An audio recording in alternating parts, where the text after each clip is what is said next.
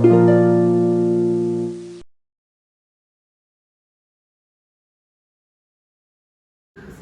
ने एक विचारधारा क्रिएट की। तो खैर अब इसको गुफ्तगू करेंगे। सबसे पहले तो मैं मुजीब भाई का शुक्रिया इसलिए अदा करूंगा कि ओसा से मेरा जो ताल्लुक़ है वो दो लेवल पे है। एक तो ये कि पहला ऑल इंडिया मुशायरा मैंने पढ़ा मलिक ज़ादा साहब की निज़ामत में, और सब लोग आए थे, बशीर बद्र वगैरह, तो वो ओसा ही ने ऑर्गेनाइज किया था और साबु सिद्दीक से जो मेरी शुरुआत हुई है तो वो ओसा ही के हवाले से होती है। और दूसरी बात ये कि जो मेरे बड़े भाई हैं वो साबु सिद्दीक के जो है वो प्रोडक्ट है, और इस वक्त आइसर में इंदौर में गए बड़े वजह आए। तो साबु सिद्दीक से हमारा ताल्लुक बचपन से रहा है। साबु सिद्दीक और ज़माने में तो साबु सिद्दीक में एडमिशन होना तो बड़े एजाज़ की बात होती थी कि समाज में साहब अब तो खैर बहुत कॉलेजेस खुल गए। तो मैं बहुत शुक्रिया अदा करता हूँ मुजीब भाई का और ओसा का भी। और दूसरी बात यह है कि मैं अपनी गुफ्तगू शुरू करने से पहले हुबनाथ जी मैं ये चाहूँगा कि एक नज़्म है हमारे अल्लामा इकबाल की, वो मैं आपको सुना दूँ। हिंदुस्तानी बच्चों का गीत। चिश्ती ने जिस ज़मीं में पैगाम हक सुनाया, नानक ने जिस चमन में वहदत का गीत गाया, तातारियों ने जिसको अपना वतन बनाया, जिसने हिजाजियों से दश्ते अरब छुड़ाया, मेरा वतन वही है, मेरा वतन वही है। यूनानियों को जिसने हैरान कर दिया था, सारे जहां को जिसने इल्म हुनर दिया था, मिट्टी को जिसकी हक ने ज़र का असर दिया था, तुर्कों का जिसने दामन हीरों से भर दिया था, मेरा वतन वही है, मेरा वतन वही है। टूटे थे जो सितारे फारस के आसमां से, फिर ताप दे के जिसने चमकाए कहकशां से, वहदत की लय सुनी थी दुनिया ने जिस मकान से, मीरे अरब को आई ठंडी हवा जहां से, मेरा वतन वही है, मेरा वतन वही है। नज़्म सुनाने की वजह ये भी थी कि इस पर तातारी भी आए, मुग़ल भी आए, अफ़गान भी आए। तो ये जो हमारे पुराने हमला आवर थे उनमें और अंग्रेज़ों में क्या फ़र्क था उसको देखना बहुत ज़रूरी है। ये जो लोग आए तो इस मिट्टी में रच बस गए। यहाँ पे कोई ऐसी बड़ी समाजी तब्दीली नहीं लाना चाहते ये लोग। जो हिंदुस्तान के रस्म व रिवाज था, जो हिंदुस्तान का कल्चर था, मुझे नहीं लगता मुग़लों ने कोई उसको बहुत ज़्यादा डिस्टर्ब करने की कोशिश की डायरेक्ट। तो इनडायरेक्ट तो रूलर का इम्पैक्ट पड़ता ही है, लेकिन बराह रास्त कोई इस तरह से असरअंदाजी नहीं। अंग्रेज़ों के साथ ये हुआ कि अंग्रेज़ मिशनरी के साथ आए थे और आपके बड़े शहरों के अंदर, लेकिन ट्राइबल्स एरिया में उन्होंने बहुत ज़्यादा तब्दीली करने की कोशिश की। तो उसके बाद ये बराह रास्त हमलावर नहीं थे, ये बिजनेस करने आए थे और उस बहाने से आप पे इस मुल्क पे कब्जा किया उन्होंने। तो साहित्य में इसका सबसे पहले अवेयरनेस जो पैदा हुआ अंग्रेज़ों के ताल्लुक से कि ये बिज़नेस करने नहीं आए हैं, यहाँ तिजारत करने नहीं आए हैं, यहाँ पे हुकूमत करने आए हैं, ये पहला अवेयरनेस साहित्य ही नहीं। सियासत में तो बहुत बाद में आए कि अरे ये तो कब्जा हो गया, अब इनको निकालो यहाँ से। 1757 में जब सिराजुद्दौला की हुकूमत गिरती है और वो एक बड़ा बड़ी ट्रेजेडी थी हिंदुस्तान के लिए। तो राजा राम मौजू ने शेर कहा था कि गज़ाला तुम तो वाकिफ़ हो, कहो मजनू के मरने की, दीवाना मर गया आखिर तो वीराने पे क्या गुजरी। ये जो शेर था वो सिराजुद्दौला के लिए था। जब सिराजुद्दौला की हुकूमत गिर जाती है और वहाँ फिर एक डमी हुकूमत को कायम करते हैं, तो जुर्रत ने कहा था, जुर्रत जो है वो इंशा के ही कंटेम्पररी है, कि कहिए ना उन्हें अमीर और न वज़ीर, अंग्रेज़ों के हाथ में है कफस में असीर, जो कुछ वो पढ़ाएं सो ये मुंह से बोलें, बंगाले की मैना है ये यूरोप के अमीर। तो आप ये देखिए कि ये जो हमारी शायरी में ख़ास तौर से ये जो चीज़ आई है, और मुसफ़ी का तो गज़ब का शेर है हुबनाथ जी कि हिंदुस्तान की दौलत तो हशमत जो कुछ के थी, हिंदुस्तान की दौलत तो हशमत जो कुछ के थी, काफिर फिरंगियों ने बतदबीर खींच ली। तो ये जो अवेयरनेस आया वो हमारे शायरों ने धीरे धीरे लोगों में ये पैगाम दिया कि ये जो असल में हो क्या रहा था कि ये बहुत अच्छी बात अभी आपने कही वो नेशनलाइज करने के हवाले से और वो जो प्राइवेटाइज करने के हवाले से, वही बात थी कि अंग्रेज यहाँ आ रहा था तो सड़कें बना रहा था, रेल की पटरी बिछाया उसने, तो एक मैसेज ये जा रहा था कि तो डेवलपमेंट हो रहा है, तरक्की हो रही है। तो इसको इन लोगों ने बताया कि ये तरक्की है, ये आप पे अपनी हुकूमत की पकड़ मजबूत करने के टूल्स हैं, ये पूरे हिंदुस्तान को कैसे रूल करेगा जब तक ये चीज़ें हो नहीं जाएंगी। तो इस चीज़ को बताया हमारे साहित्यकारों ने, हमारे शायरों ने, जो मैंने 2-3 शेर के हवाले दिए। और जो दूसरी बात कही अभी मुजीब साहब ने कि ये मुल्क अगर 1947 से पहले आप देखें तो एजुकेशन के एतबार से बहुत ज़्यादा रिच नहीं था, और उसकी कई वजह थी। अभी भूपनाथ जी भी इसको डालेंगे कि हमारे यहाँ बहुत ज़्यादा कास्ट सिस्टम था, इसके हवाले से आपने ये बात की कि और जो बहुत से तबके ऐसे थे जिनको तालीम की मतलब सहूलत नहीं थी, और उसके लिए बड़े रिफॉर्मर्स थे जो ये काम कर रहे थे। तो ये अवेयरनेस नहीं था कि हम गुलाम हो गए, वो तो उसकी बेचारे की रोजी रोटी का मसला था। वो सुबह जाएगा कहीं किसी तरह से कोई खान पान का अपना इंतजाम कर ले।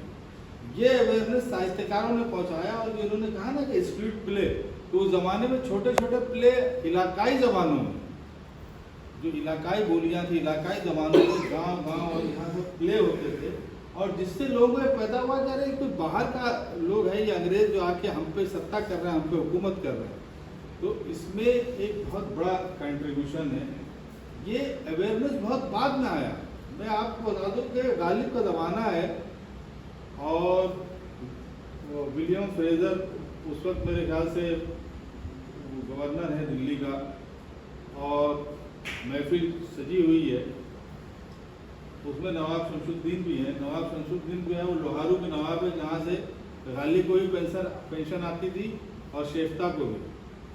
तो किसी वजह से जो है वो विलियम फ्रेजर और नवाब शमशुद्दीन में थोड़ी सी कहा सुनी होगी, और नवाब शमशुद्दीन को ये एहसास हुआ कि ये तो ऊपर रूल कर रहा है, और उसने जो है वो फिर उसके पीछे लगा दिया, और वो विलियम फ्रेजर का कत्ल हो गया। फिर नवाब इन लोगों ने फिर ये कि अपना सब इंक्वायरी उठाई, फिर नवाब शमशुद्दीन पकड़े गए, और फिर उनको फांसी हुई। तो ये जो नवाबों में पहली फांसी जो नवाब शमशुद्दीन को हुई, तो ऐसा नहीं, ये सारे लोग लिटरेचर से जुड़े हुए लोग, सारों के गालिब के दोस्तों में थे, शेफ्ता के दोस्तों में थे, बल्कि दोस्त क्या मौसनों में थे। उसके बाद आप आइए हमारे यहाँ 1857 का जो हमारी लड़ाई थी, वो ऐसे अचानक पैदा नहीं हो गई थी, उसके लिए ज़मीन तैयार की गई थी, और उसके लिए ज़मीन तैयार की थी ऐसे ही जो समझिए ये कि छोटे छोटे स्टेज पे जाके ड्रामा करने वाले लोगों ने, लोक गायकों ने, इन लोगों ने ज़मीन तैयार की थी कि ये अंग्रेज़ आ गया, इसको अब निकालना ज़रूरी हो गया है, और ये अब हमारे जो है वो अस्मिता से खेल रहा है, हमारी जो है वो अना से खेल रहा है, और हमको वो नुकसान पहुंचा रहा है जो आप लोग सब पता ही है कि वो जो चर्बी वाला वाकया हुआ था। तो ये भी अवेयरनेस पहुंचाए, इसमें साहित्य का बहुत बड़ा रोल है, बल्कि रोल का मीडियम ही वही था। उस ज़माने में न टीवी था, न रेडियो था, कोई कुछ चीज़ थे, अखबारात तक नहीं थे, अखबारात तक नहीं थे। तो ये जो शायर कहता था या जो हमारा ड्रामा लिखता था, तो वो लोगों तक ओरली पहुंचता था, और लोगों में अवेयरनेस पैदा हुआ। 1857 में आप देखिए कि दिल्ली अखबार का इतना बड़ा रोल था, और उनके जो एडिटर थे मौलवी बाकर, तो जब ये जंग हम हार गए तो उनको तोप की गोले से बांध के जो है उड़ा दिया।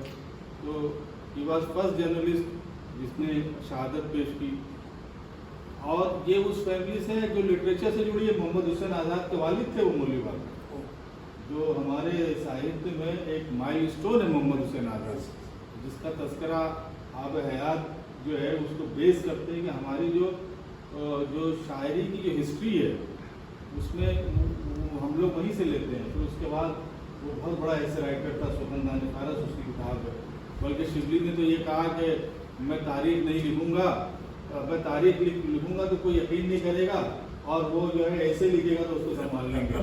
तो ये उसके फादर था, तो कंट्रीब्यूशन लिटरेचर का रहा है।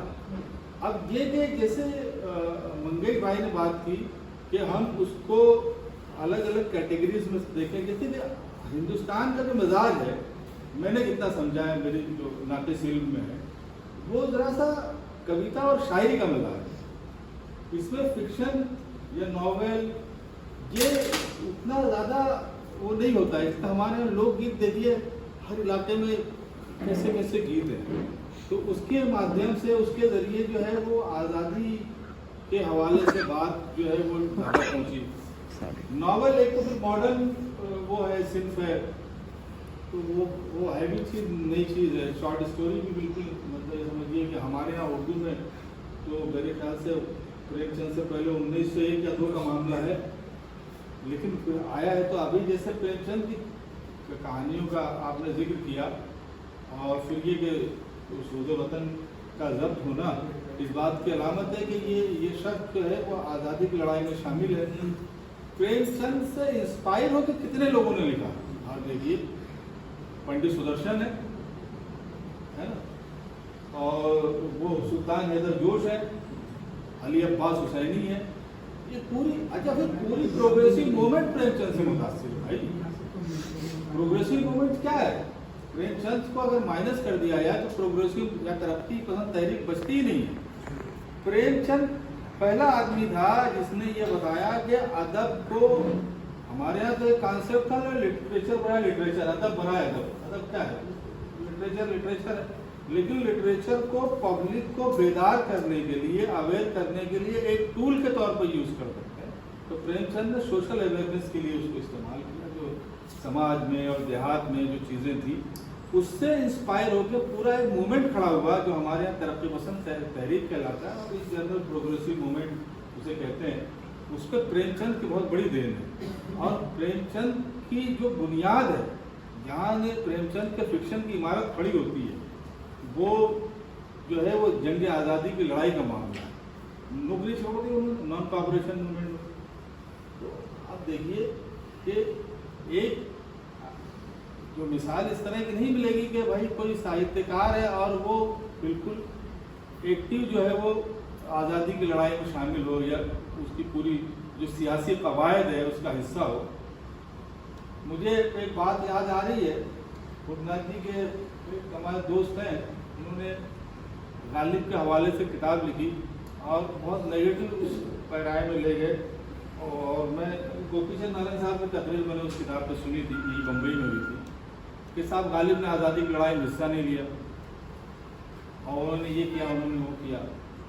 तो नारायण साहब ने कहा, यार गालिब जब आज़ादी की लड़ाई लड़ी जा रही थी 1857, तो उस वक्त वो 70 साल का, 68 साल का बूढ़ा था। एक 68 साल के बूढ़े से, और वो भी शायर हो, उससे आप क्यों तवक्को करते हुए तलवार लेकर मैदान में जाएगा? उसका काम तो पोइट्री करना है, उसका काम नॉवेल लिखना है, उसका काम साहित्य का जो है वो फैलाना है। उसका काम ये नहीं कि वो जाके लड़े। हाँ, अब उसके साहित्य में अगर कोई ऐसी बात मिलती है जो अंग्रेज़ों के फेवर में हो, तो आप उसकी बुराई कीजिए, और अगर ऐसी बात मिलती है जो हिंदुस्तानियों को फेवर में हो और अंग्रेज़ों के खिलाफ हो, तो आप उसकी तहसीन कीजिए, उसकी इज्जत अफजाई कीजिए।